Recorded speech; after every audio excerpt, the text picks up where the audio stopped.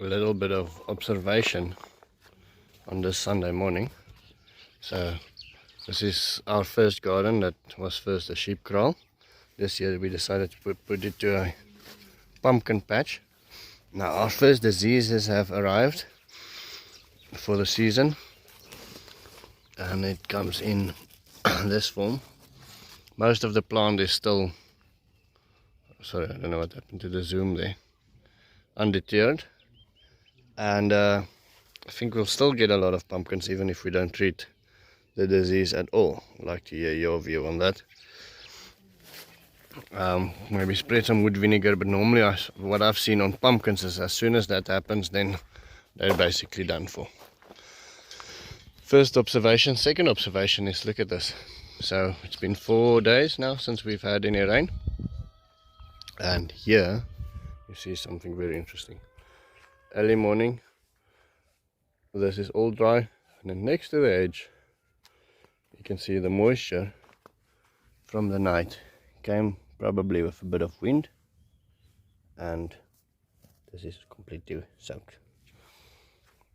This is dry to the touch there next to the fence, completely wet. Very interesting indeed.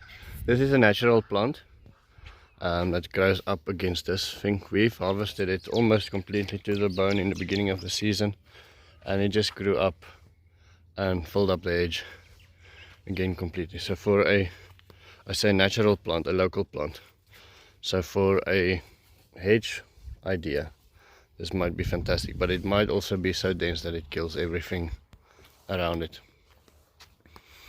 This morning we're cutting lucerne and drying it out in the sun.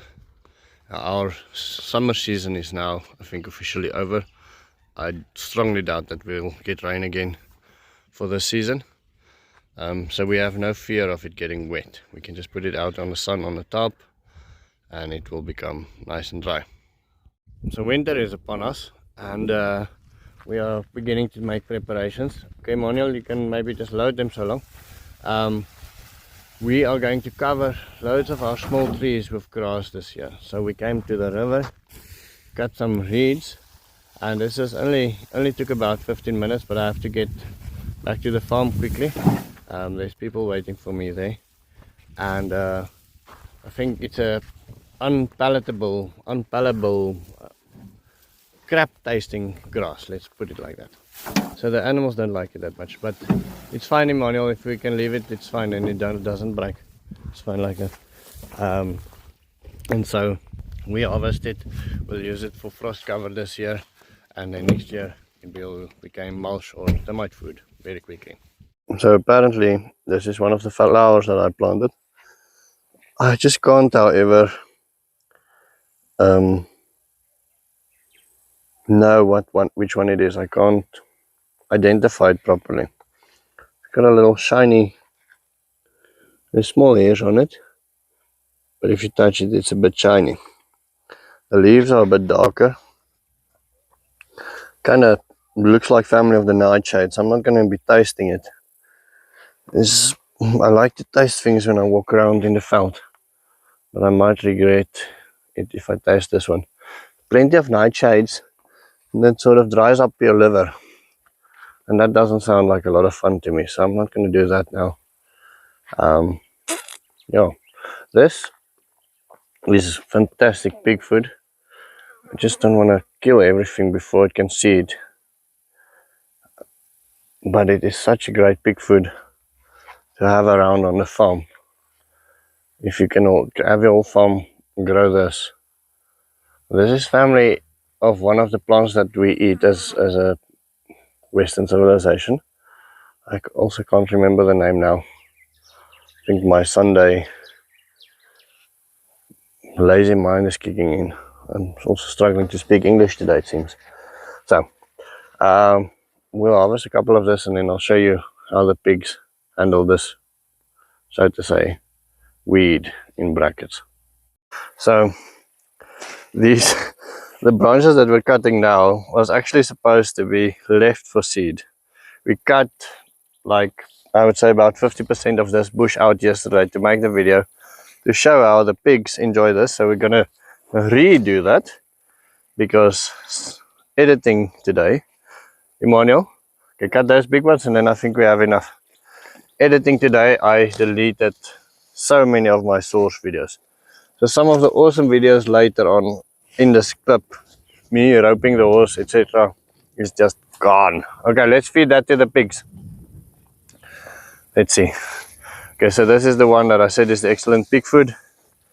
And I think we should do that, quickly feed that to the pigs. And see how they handle it. Right, and then I quickly want to tell you about Brendo the pig. Ah, Brendo. No, sorry, that's the guy in Australia. Brendo the cow. It's a lady animal that's supposed to come to us. So Brendo and I have been speaking about a cow, and the cow is Brendo, my mate in Australia, and we are thinking of a cow for the food for us. You can see how these pigs really enjoyed.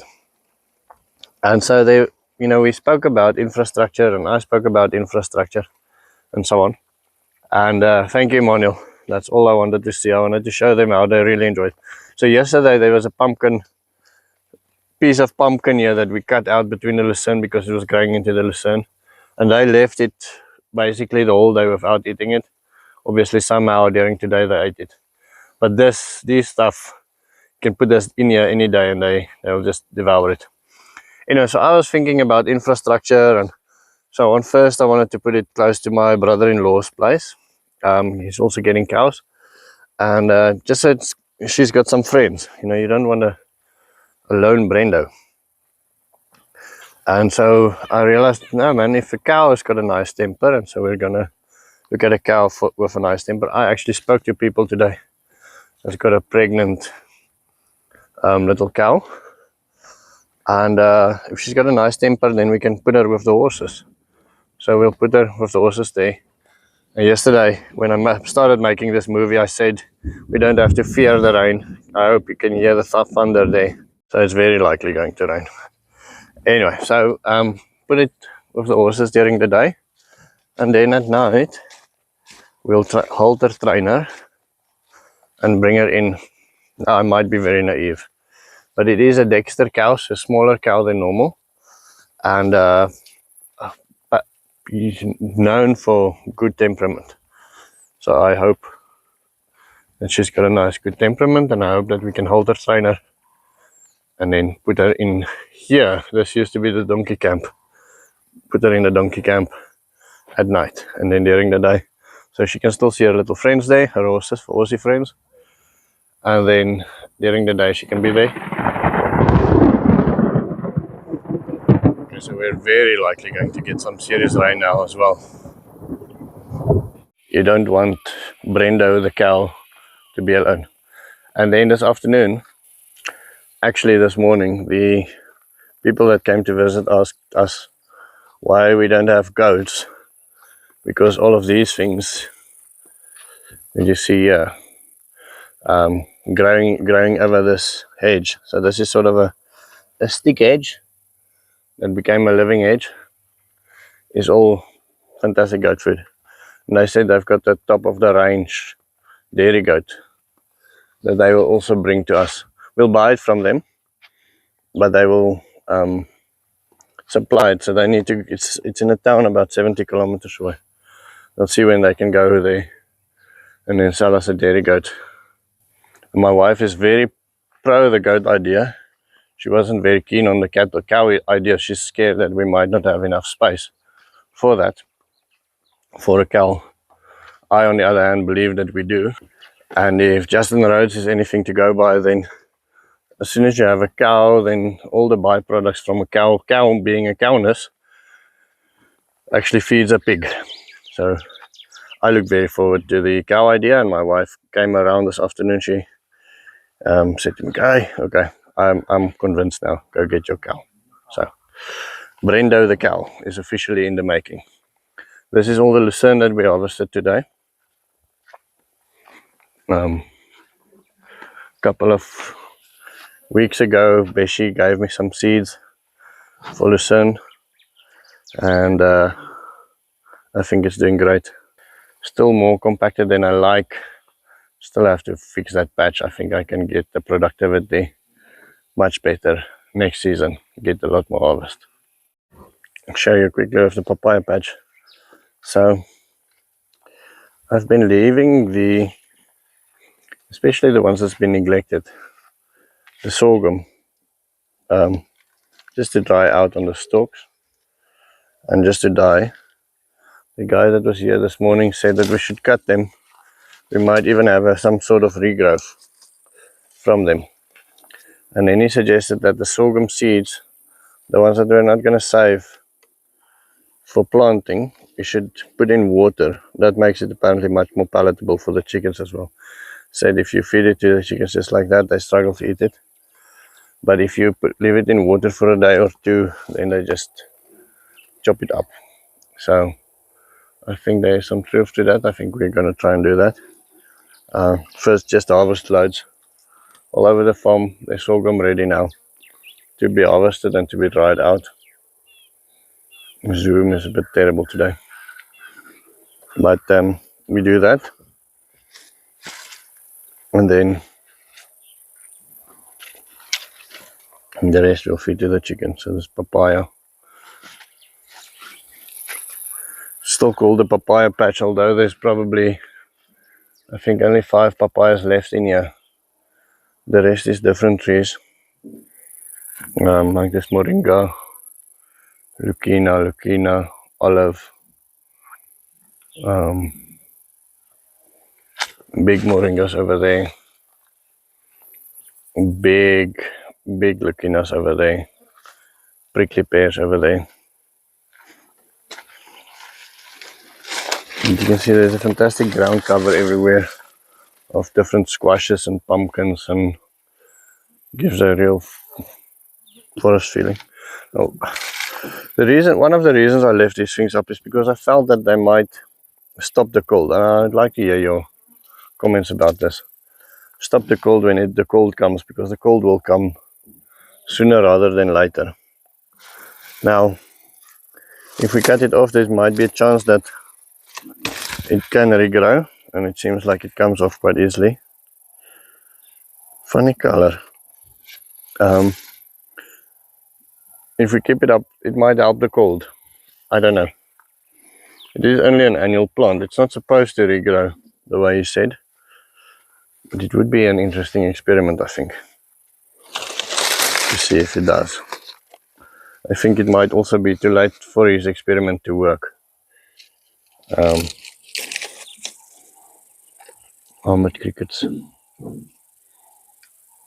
It might also be too late. The plants might have already dried out too much for his experiment to work. Now I have to get out of here again.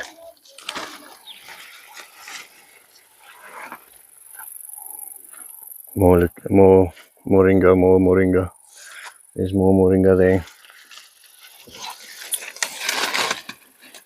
And there is lucina there. This is olive tree is doing very well.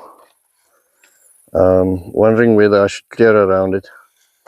This is not a lucina, even though it might look a bit like a lucina. It's either jacaranda or I believe, I might be wrong, either jacaranda or a flame tree, flamboyant, one of the two.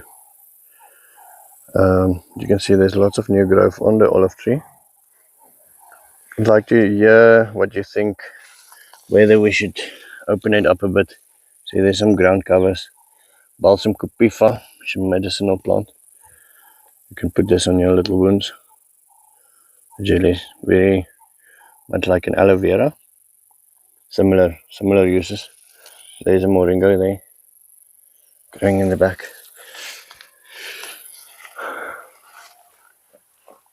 And try and pan a bit slower as well. Lucina, olive, more papaya here. And there is some more olive. These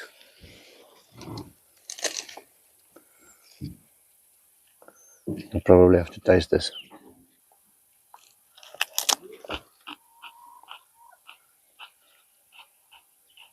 Lettuce. This is a lettuce. It's a bit bitter, but this is a lettuce crop over here.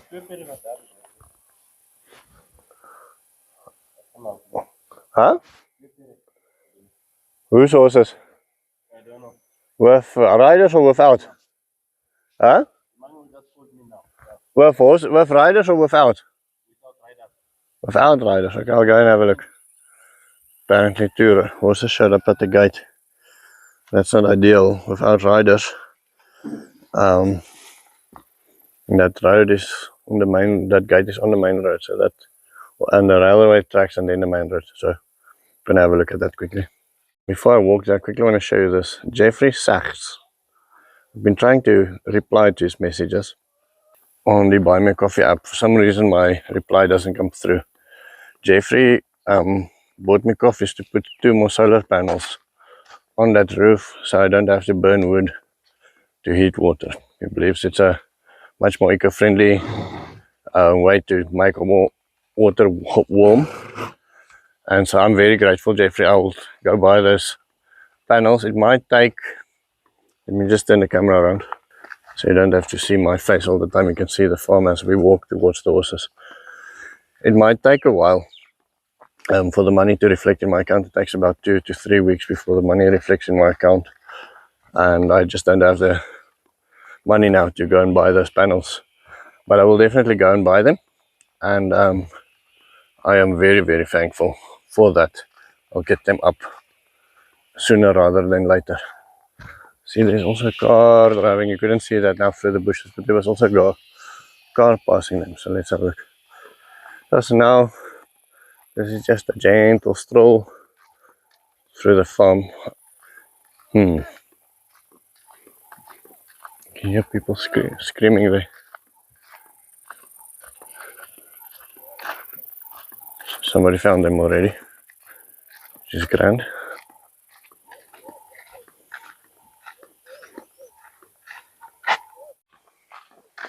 Yeah, the horses. Did they come on that side? Okay, let's go back. Are you bringing them to the stables? Yeah, I want to push them in the camp. Okay, thanks.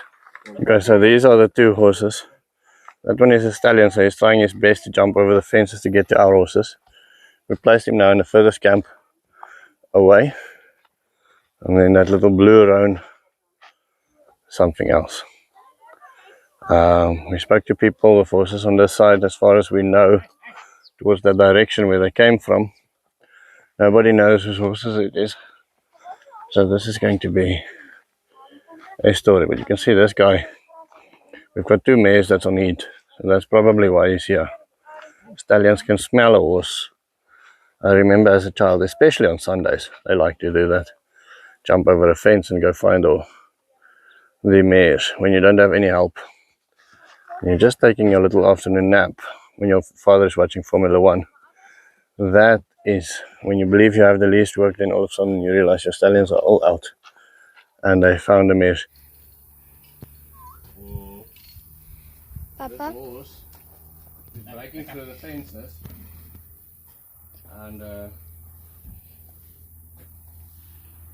chasing the mares, so that's a big problem. And I'm definitely not the best roper in the world, but she's never had a halter on her.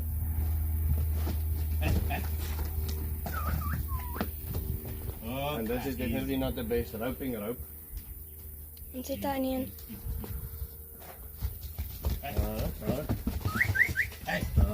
Easy. Slowly. Waar toe gaan mama? Mama bring him back, dat is plaats voor vast.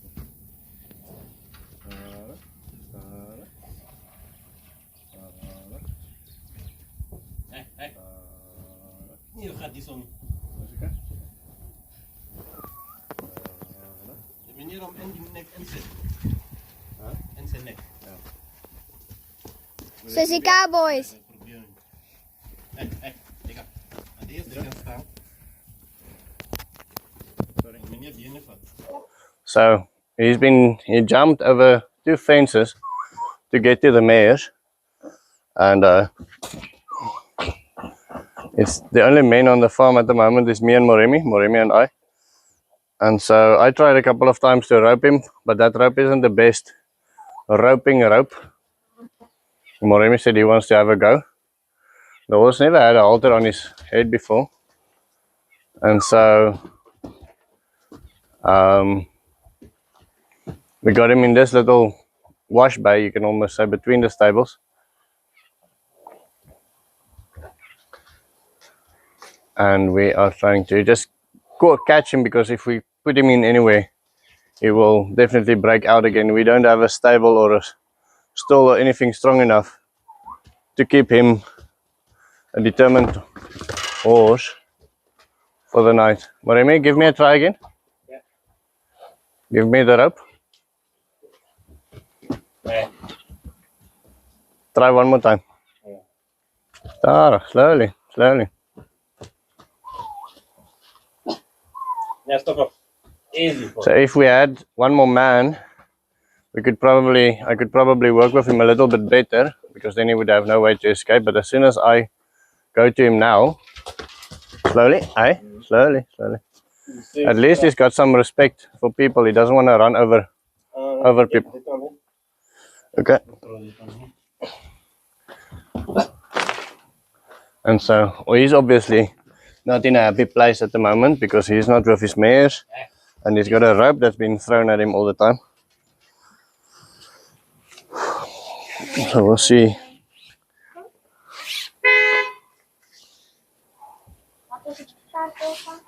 Ja! Gaan mag julle gou verstoffel toe asseblief? Hy's bang. So wit. Ja. Ja, hy's bang. Arabier. Is Arabier.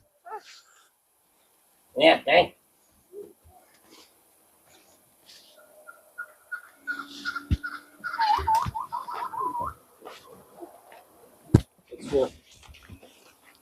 Almost. Even when you get him around the neck, then it's still going to be a new story to catch him. You can see how sweated he is already.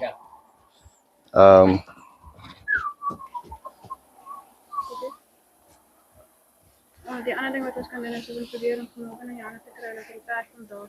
Nee, ons kan nie dit doen nie, is baie geld nog. Okay, so unfortunately, my wife's very first appearance on camera, how she worked with the horse and how I worked with the horse, and how we eventually caught the horse, roped the horse, haltered the horse, and then started to take it out, has also been deleted. So I just added this in. Here you can see we're getting 5 of these skips filled with folding material soon. So there's some plastics and some other stuff in here as well. We'll have to clean that out. There's quite a bit of bricks and big pieces of concrete, and we might even get some bigger pieces of concrete in the next load, which is quite nice.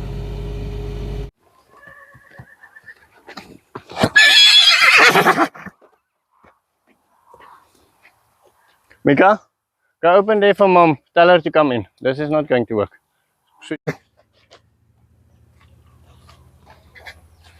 Come.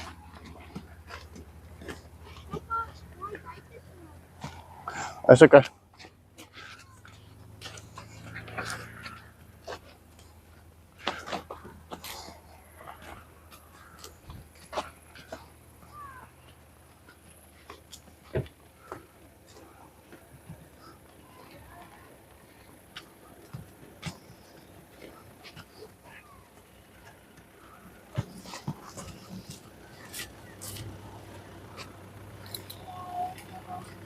Druk bietjie.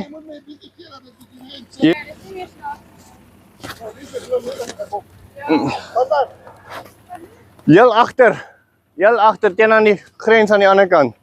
Maar hulle was op die treinspoor gewees. Daar naby Monica.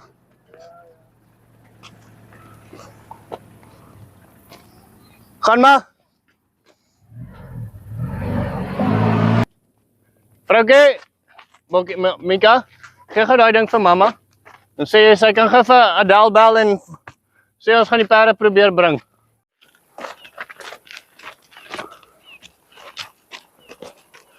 Kom maar Remy. Kom jy. Sê vir mamma, ek gaan nog so 'n bietjie stap. Hai. Stop dit. Moenie vir my byt nie. Moenie vir my byt nie.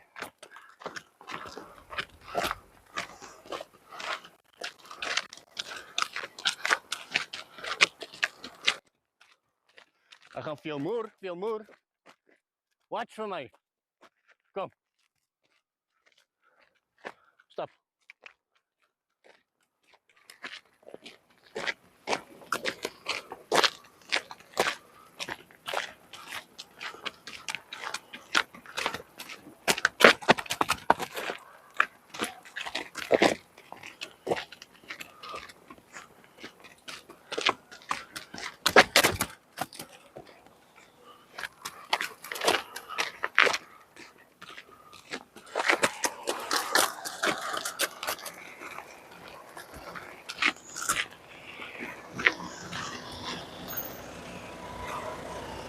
Ek sou nie lus om seer te kry nie, ek gaan hom op die bakkie sit.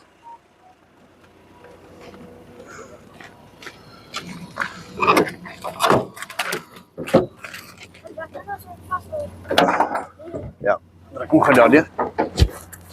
Okay. Papa weer nou. Bly net op hierdie spoed. Ja. Dit is mooi antwoord, hoor.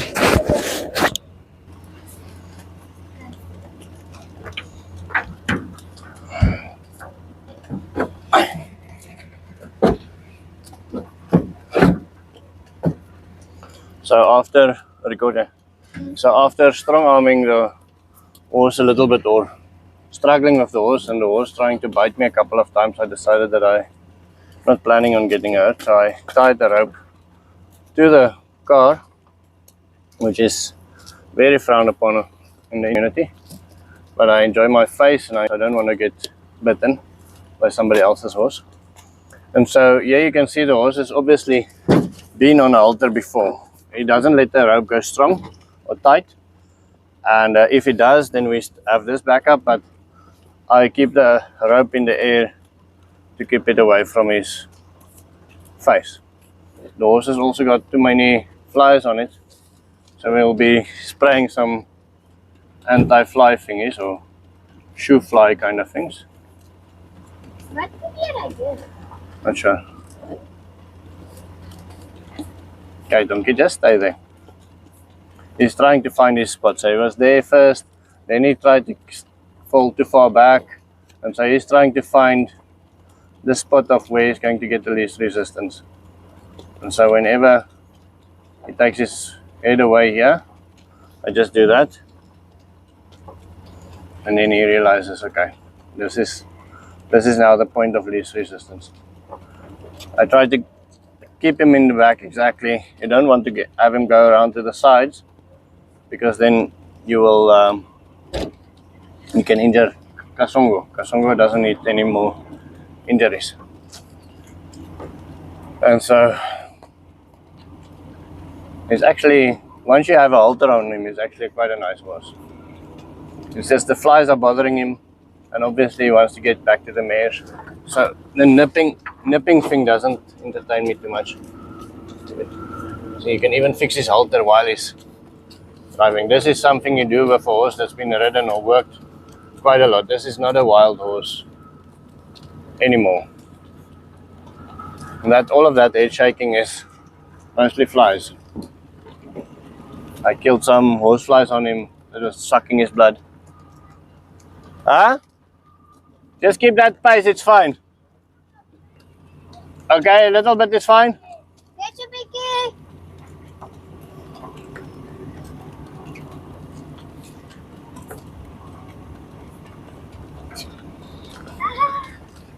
Okay. Can go a little bit faster, it's fine. Let's go. Let's go. Just keep this pace. Careful with the rope around your legs, Mika, if something happens. This reminds me of the time when we had to learn really like this. Yeah. Nie dit vir mense vertel nie. Okay. Pause begin on. Okay, so for the sake of the sun, having sunlight, which is a nice thing when you work with wild animals or animals that you don't trust, we decided to go a little bit faster. So whenever he falls a little bit too far behind, I just pull him a little bit. We still have a lot of give here on the rope before he pulls against the bucket. And so this is now what's happening here. Well, if you can keep him in a trot.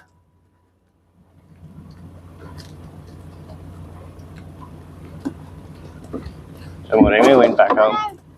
It's just me and my wife and the kids now. Moremi went home. And so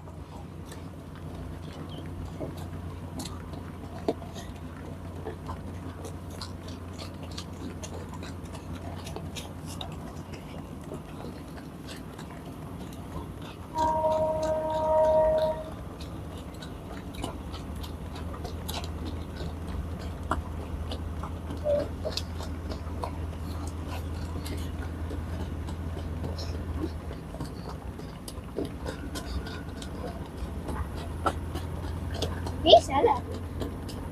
nie seker nie. Wat sê mama? Wat sê daar nog sê? Dan het gevra het dat al mense in die hande. Wat sê mense? Vrou. Weet jy?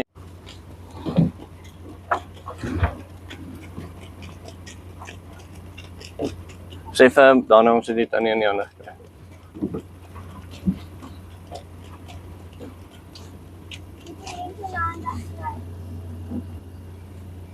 Jy kan maar weer op 'n draffie gaan hoor. Mama kan maar weer op 'n drappie gaan. Haal dit allemaal in jou hande, Mickey. Dit is 'n goeie plan.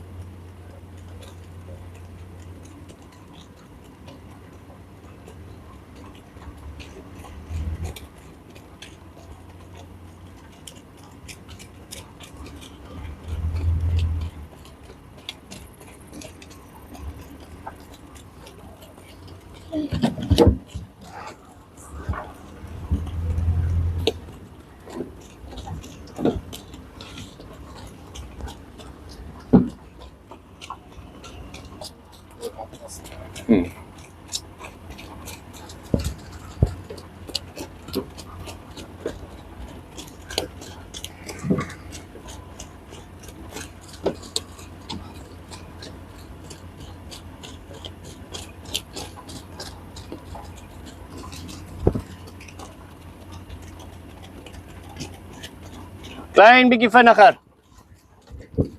Klein bietjie vinniger.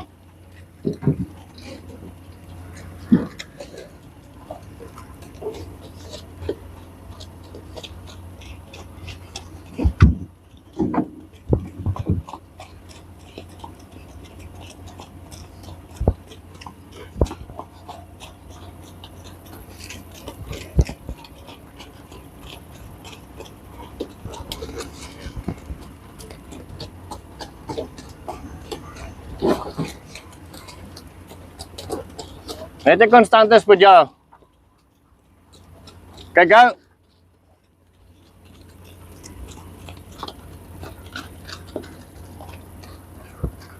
Dan is ek op 'n sien hy. Ai, Wat ek gaan sê. dis fyn.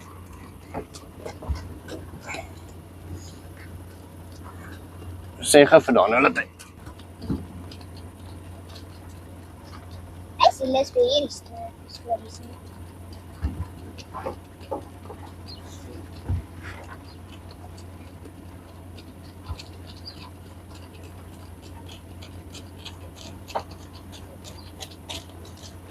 Sien papa, en hulle linkeroor is daar 'n gat. En albei van die perde. Hulle is gemerk. Is dit so gesny. Seker dat hulle filletjies was.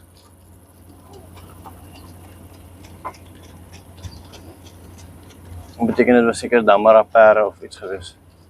Sekerlik. En dis verkoop hulle.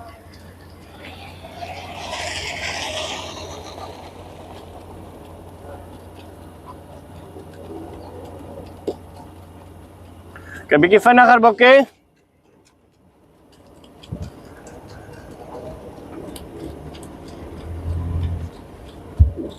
Sê vir hom daai spoed is reg. Daai spoed is perfek. Dit is reg. Perfek reg. Moet net so bly. Perfek reg. Mamma moet net so bly. Papa sê so.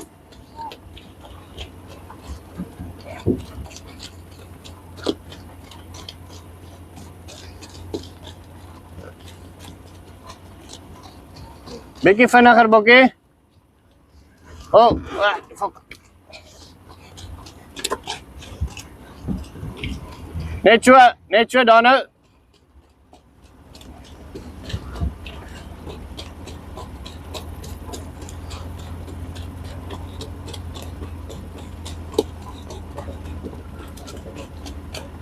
So die sou jy jou Sondag moet spandeer? Yeah. I'll cut it short. So the last part of that movie got cut away. My wife's very happy about it because there was some singing involved, and I did the voices, both male and female voices of the song. And so my wife saw me editing this the afternoon, and so she's glad that's gone. I'm sure she's going to be glad. She doesn't know yet. But I quickly want to tell you a story. So my one finger looks like this. Other finger looks, how do you get it straight? So this broken finger here, we once had these horses in a chute. Now a chute is basically like a hallway for horses made of steel or wood or whatever. The specific one was made with steel. And so we were separating the mothers from the foals. You do that at 6 months. So the foals can get in training and the horses, the mares can get ready for the next season. We had when I say we, my father had 140 horses, and so he bred them like you would breed cattle, except the young ones he would breed them. They bring them in and train them, and so I had to go and separate the foals and the mothers. And so what you would do is you would put all these horses in a chute. You put a halter on the foal, and then you would open the mother, and then the mother would run out and the foal will follow her, but you tie the rope of the halter around the pole, and then the mother would run out, the foal will run out behind her, you would get yanked around, and then you would play with him, walking backwards. Horses don't like walking backwards. Have him, if he pulls, you just walk with him, and then you ended up getting him in the horse box or a horse float or a horse trailer, as it's known inside different parts of the world. Put him in there, tie him up there, close the door, do the next one. And so we had this student coming to learn from us, and I was about 16, so she was the driver, and it was me and her and some workers. But I had to train her how to do it. She was just there for the driving, because I wasn't allowed to pull a horse box. I wasn't allowed to drive, even though I did, but I was definitely not allowed to pull a horse box over the highway. And so we went to the farm, put all these horses in the chute and started doing these things, and we loaded a couple of loads, and then this one, the mare ran out, foal behind her, and then my finger got stuck between the pole and the rope. And so, hold on, sorry, so wifey just called. Anyway, so my finger got stuck there between the pole and the rope, and the rope was going, trying to get loose, and this foal was pulling, and as this rope is untying itself, the student saw it, and she grabbed the other side of the end, and so I had a foal pulling on one side and a freaking student pulling on the other side. And the more I screamed to release them, less they are both releasing. So my finger was there between the rope and the pole. Anyway, we just spalked it. What do you call it? Spalk, like just tie it to a piece of wood. And I seriously can't remember whether we finished the day or whether I went home like a little sissy. But I remember it was a couple of painful days, this thing tied to a piece of wood like that, swollen, and when the swelling was gone, it was looking like this. So yeah, that's the fun story for today. Anyway, I'm so sad that most of the movie is gone, but you got the highlights, and that's, I guess, that's what ends. That's the end of my story. I will see you tomorrow. Have a wonderful day.